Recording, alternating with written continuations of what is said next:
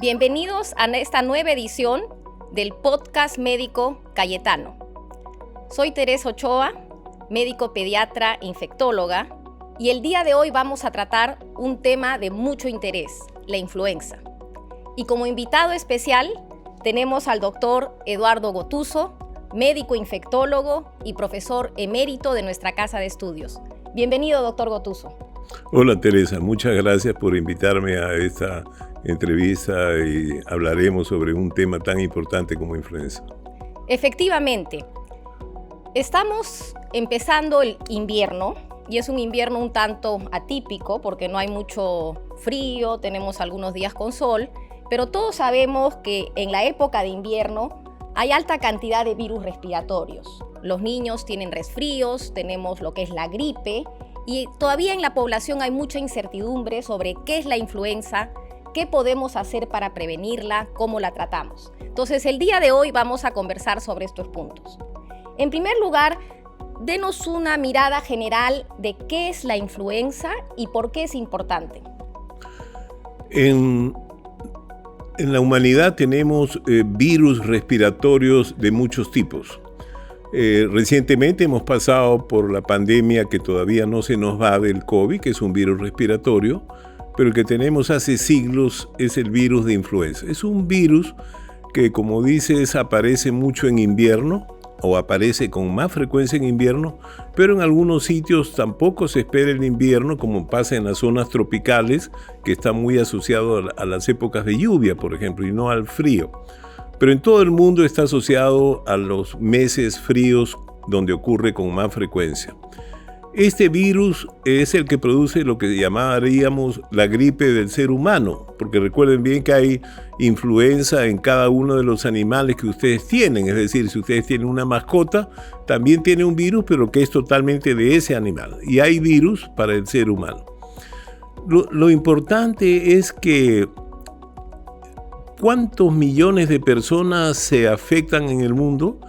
Se estima que 1.000 millones de personas cada año se contagian, pero que hay más o menos 600.000 personas que fallecen al año en todo el mundo. Estados Unidos reconoce que su número es entre 30.000 y 40.000 personas que mueren cada año. O sea, esta es una enfermedad que la mayoría de personas tiene una enfermedad leve. Muchos son casi asintomáticos, hay veces en la familia pasa el virus, dos tienen resfrío, otros tienen un poco de fiebre, otros no tienen nada, pero en general todos se contagiaron. Pero hay un grupo de pacientes que fallecen que nosotros los llamamos grupo de riesgo y que podemos ir mirando la importancia de ellos, es decir, a quiénes son los que hacen cuadros clínicos leves y quiénes hacen las formas graves y cómo vamos a prevenir, van a ser parte de esta conversación contigo. Excelente. En un rato vamos a hablar sobre los grupos de riesgo, pero me gustaría quizás empezar por explicar al público cuáles son los síntomas, qué es lo que diferencia un resfrío común y corriente, que es tan frecuente, versus lo que realmente es la influenza o la gripe. ¿Cuáles son esos síntomas? Claro.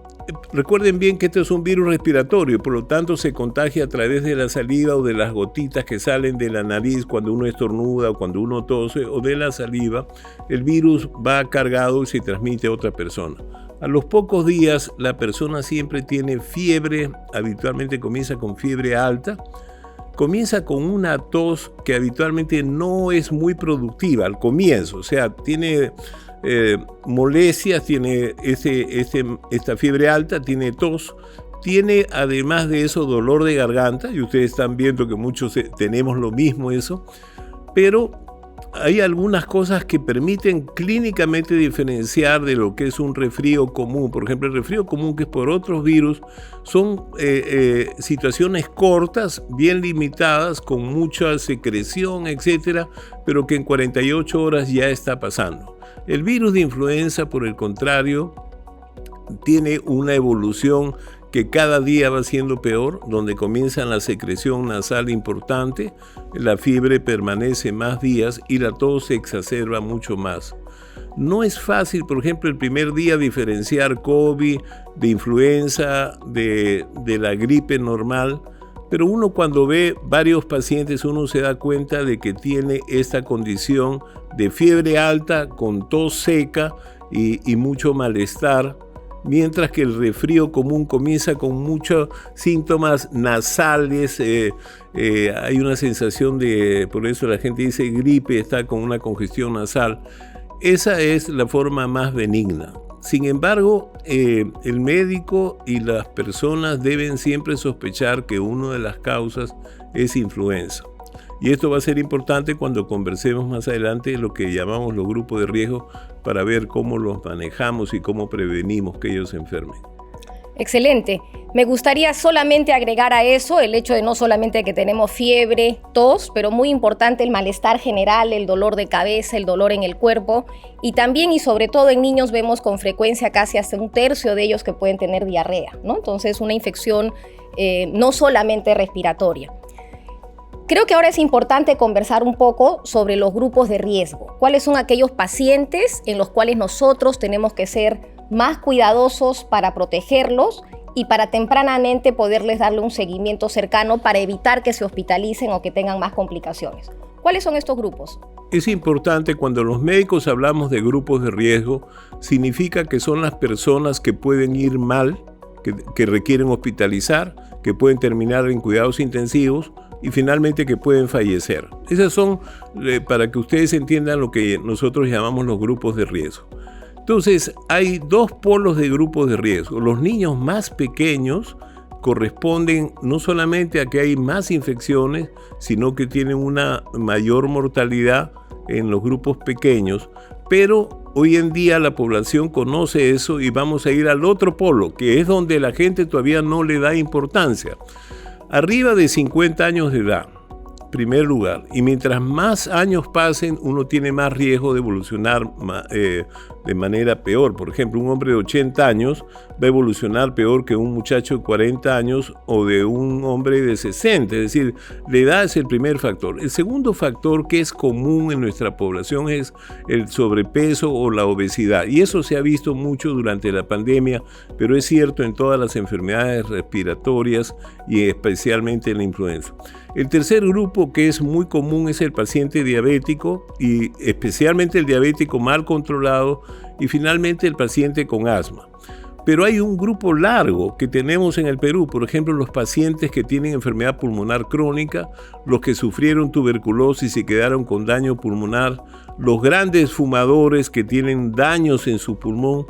Y después existe un siguiente grupo que son, hoy en día hay muchos peruanos con trasplantes, hay muchos peruanos que tienen cáncer y que reciben quimioterapia y están vivos, hay muchos peruanos que están en diálisis, es decir, el grupo es muy importante. Por ejemplo, antes la artritis reumatoide y el lupus eran enfermedades muy graves, hoy en día le damos tratamiento pero disminuyen sus defensas, entonces todo lo que disminuya las defensas los pone, independiente de la edad, los pone en grupo de alto riesgo. También existen grupos como el Down.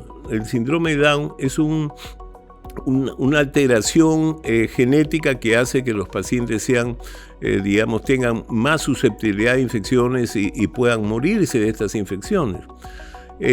También se dice que las gestantes, y eso yo creo que lo hemos visto en todas las enfermedades infecciosas, las gestantes, por ejemplo, déjeme decirle para la población, si ustedes toman 1000 mujeres entre 25 y 30 años sanas, ninguna de ellas va a fallecer. Pero si agarran 1000 mujeres gestantes de esa edad que tienen influenza, algunas de ellas podrían morir. O sea, la gestación, especialmente en el tercer trimestre, es también un grupo de riesgo. Entonces, eso significa que cuando veamos a alguna persona dentro de la familia de esa edad, vamos a tener que pensar de verlo todos los días con el doctor, o ir a una emergencia, o ir a una consulta médica, a solicitar rápidamente, no solamente la opinión del primer día, sino la opinión de la evolución diaria, que es lo que previene que uno fallezca por este virus. Aquí quiero mencionar un último tema, que hace más de 100 años hubo una famosa pandemia llamada la gripe española, que era influenza, pero el 30% de ellos fallecieron por una complicación, ya no por el virus, sino porque se agregó una neumonía por neumococo, por estafilococo dorado. Y eso también es importante que lo conozcan la población, que si uno el primer día dice, tienes influenza, vas a estar tranquilo. Si una persona tiene riesgo, tiene que estar vigilado por sus médicos o por el sistema de salud para cuidar la posibilidad de que haya una complicación tardía de una bacteria. Excelente. Entonces, para el público que nos escucha, recordemos que todos pueden tener la enfermedad por la influenza, todos pueden adquirir el virus. Sin embargo, hay grupos importantes de riesgo que podrían tener complicaciones, hospitalizarse. Entonces, recordemos, son los dos extremos de la vida, los niños menores de 5 años, los adultos mayores, las embarazadas y los adultos que tienen complicaciones crónicas, ¿no? Estamos de acuerdo en esos puntos para recordar. Entonces, doctor Gotuso, ¿por qué no hablamos un poco de cuáles son esas medidas para prevenir que en un ambiente de la casa, en el trabajo, en general, podamos contagiarnos de este virus?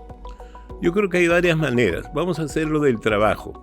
Ustedes saben que influenza es la causa más frecuente de pérdida laboral y de pérdida de días escolares en todo el mundo. Y el Perú también es cierto. O sea, la persona tiene eso y pierde varios días.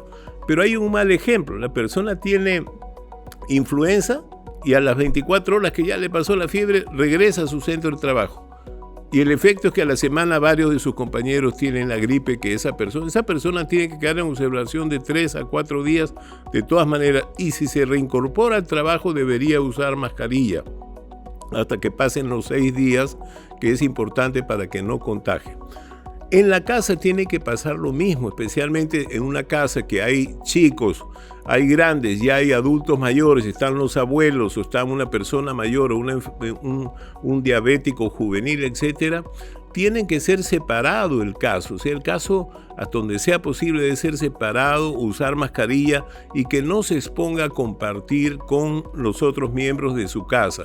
Tiene que habitualmente ser muy cuidadosos con la higiene, tiene que habitualmente limpiarse periódicamente la nariz de manera importante, pero no debe estar en contacto como que no pasa nada con el resto de su familia. O sea, si tiene una hermana que está embarazada o tiene el abuelito ahí, no puede estar cerca de esa persona. Y entonces hay que tomar esas medidas simples en la casa, de protección, de higiene en sus manos, de higiene en su nariz y no contagiar, evitar que estar contagiando a otras personas en la casa. Son las dos medidas que deberíamos hacer prácticas. Existe una tercera medida que es la prevención permanente con la vacuna.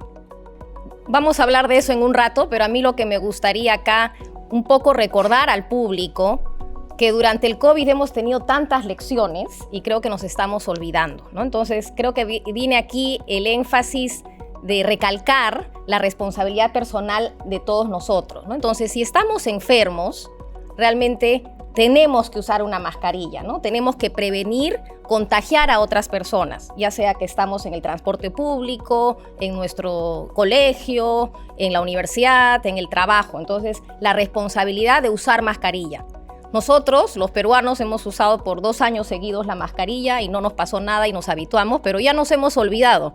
Y cuando estamos enfermos, nos olvidamos de poner la mascarilla, ¿no? Y el segundo punto que usted lo ha mencionado, la higiene respiratoria, ¿no? El poder usar un pañuelo, una servilleta para taparse la cara cuando estornuda, o si no tiene una servilleta a la mano, usar el brazo, ¿no? El antebrazo, porque eso es una forma de no poder nosotros contagiar las manos, porque luego a través de las manos podemos contagiar.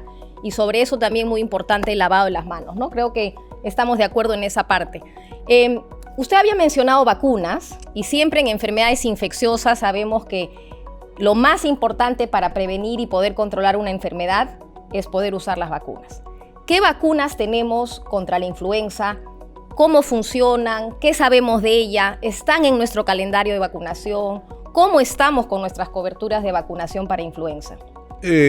Normalmente cuando uno habla de virus respiratorios, uno habla de un virus y uno fabrica una vacuna. Es bien interesante porque la pregunta que haríamos es ¿qué virus viene el próximo año? Porque en influenza cada año va cambiando. Y entonces, ¿cómo adivinamos el virus que viene el próximo año? Es que se hace una vigilancia epidemiológica y este año el virus se llama B32, por decir. pero en la cola del año aparece el A25. Ese A25 que aparece en la cola, o sea, al final, es el que va a venir el próximo año. Entonces, así es como se hace la vigilancia y se preparan las vacunas de cada año usando ese elemento de manera importante. Muy bien. Normalmente las vacunas se preparan en huevos, que cada huevo corresponde a una sola dosis, lo cual hace, usted imagínense, extraordinariamente complicado tener millones de millones para poder poner el virus y fabricar la vacuna, y entonces este es un primer elemento. Hasta el año 2009 se vacunaba con un solo virus, el virus que viene el próximo año. Pero vino la famosa gripe porcina, que muchos en el Perú se recordarán el 2009, que además no era porcina, pero se le puso mal el nombre, y ese virus se fue quedando. Entonces el siguiente año ya no había uno, habían dos, y se tuvo que preparar vacunas para dos. El año 2013 comienza a aparecer una influenza tipo B, y entonces se tiene ahora ya no dos, sino un tercero. Y a partir del año 2017 en todo el mundo circula un cuarto virus que no se nos ha ido. Por lo tanto, hay 3 virus más o menos fijos y un virus que va cambiando cada año. Entonces, todos los países han ido primero una dosis, después 2. Ustedes recuerden, por ejemplo, han escuchado que el COVID tiene bivalente. ¿Qué significa? Que hay 2 virus en la vacuna. Bueno, en el caso de influenza se ha ido 3 y ahora 4. Normalmente, cuando uno pone 3 vacunas, o sea, 3 virus en la vacuna, está cubriendo la mayoría de eso. Pero la Organización Mundial de la Salud insiste en que la mejor opción ahora es lo que se llama tetra, o sea, de 4 virus que se fabrican y que ya están en todo el mundo. O sea, las vacunas trivalentes y tetravalentes existen en los programas nacionales en todo el mundo desde el año 2018. El Perú lo tiene, el vacuna de influenza aceptado. Hasta este año se está vacunando con vacuna trivalente, o sea, tiene 3 virus, pero nosotros desde el año 2019 creemos e insistiré que debería ser tetravalente porque no sabemos si van a venir la cuarta influenza como está apareciendo, por ejemplo, en el Asia ha aparecido, en Europa ha aparecido. Es decir, no tenemos manera del 100% de entender. Y entonces la vacuna que hay en el Perú es una buena vacuna, se usa una vez al año porque va cambiando el virus, igual que ustedes recuerdan cómo ha ido cambiando, todo el mundo sabe que apareció el Delta y el Omicron en eso del COVID. Bueno, en influenza va pasando lo mismo y por eso cada año tenemos que vacunarnos con una vacuna diferente a la del año anterior. ¿Existe en el país? Y la respuesta es sí, el Estado lo ofrece gratuito, está dentro del programa nacional, tanto para niños como para adultos. Todos ellos pueden ser vacunados. Los efectos adversos son mínimos en realidad, muchas veces algo de dolor, alguna molestia, pero no tiene muchos efectos adversos que tengamos que mencionar. No hay ninguna vacuna que dé 0 efectos adversos, siempre hay algún efecto, fiebre, un poco de malestar, pero nada más que eso. Entonces, ¿Me permite interrumpirlo ahí un rato? Porque hay como un mito de que no me quiero vacunar contra influenza porque las veces que me he vacunado, luego he estado mal, ¿no? claro. O me ha dado influenza. ¿Qué podemos decir sobre eso? Claro, lo que pasa es que la persona es sana. Tú vas a vacunar a personas sanas y lo que va a pasar es que muchos de ellos tienen fiebre y malestar durante 1 o 2 días como efecto adverso de la vacuna. Eso está reconocido. Entonces la gente dice, me vacuné, me dio la influenza. En realidad es un efecto adverso reconocido para todas las vacunas. Y eso no quiere decir que cada vez que uno se ponga una vacuna va a pasar exactamente lo mismo. Tampoco es cierto. Entonces yo creo que en vacunas uno tiene que mirar claramente el beneficio contra el riesgo. O sea, ¿cuál es el riesgo de que uno vaya mal con una vacuna? Es muy baja. ¿Cuál es el riesgo de que uno vaya mal con influenza? Pues depende de la edad. O sea, si una persona, yo siempre digo así, viene un joven de 30 años a consultarme, yo le voy a decir, mira, vas a hacer esto, el otro tal, aunque no haya sido vacunado, va a ir bien. Pero si viene con el abuelo que tiene 75 años y no está vacunado, esa persona puede terminar en cuidados intensivos y puede ser parte de los 600,000 personas que fallecen en el mundo. Por lo tanto, la vacunación es de enorme valor. Los efectos adversos van a ocurrir con casi todas las vacunas, pero el beneficio de las vacunas es extraordinario. O sea, todos debemos reconocer cómo, por ejemplo, las vacunas de COVID cambiaron la mortalidad, cuidados intensivos, emergencias en el Perú. Y entonces igual pasa con influenza. Lo que pasa en influenza, como no se ha hecho bien el diagnóstico, las personas no perciben cuán importante es influenza. Y yo les puedo decir, siempre cuento esta anécdota, que una vez en cuidados intensivos de una clínica muy lujosa de Lima, de los 6 en cuidados intensivos, 3 tenían influenza. Entonces, influenza es una condición, especialmente en personas mayores o niños muy pequeños, que pueden ir mal. Y entonces el beneficio de una vacuna es extraordinario. Entonces nosotros siempre propiciamos de que la vacunación anual es parte de la vida. Y ahí quiero otro mito que hay. Yo no me vacuno porque estoy con tos y me han dicho que no me vacune mientras que estoy con tos. Pero si uno es un fumador o tiene una enfermedad crónica, siempre va a seguir tosiendo. A esos hay que vacunarlos, con tos o sin tos. Que tiene un poquito de una secreción nasal, también hay que vacunarlos. No hay una contraindicación y hay muchos mitos de no vacunar y se pierde la oportunidad. Es tanto que la Organización Mundial de Salud ha recomendado incluso que uno se puede poner 2 vacunas, la vacuna del COVID y la vacuna de influenza el mismo día, que no hay ese problema, o sea, para que vean lo saludable que puede ser eso y no perder la oportunidad de vacunarse. La última línea de vacunas, ¿cuándo vacunarse? Justo tú mencionabas que es el invierno. Y entonces en el Perú se comienza a vacunar a fines de abril y mayo que comienza. Este año, aunque hay un retraso, también va a haber frío, también va a haber cambio de humedad. Por ejemplo, en Lima hay días que son húmedos y esas personas terminan en emergencia porque se están contagiando.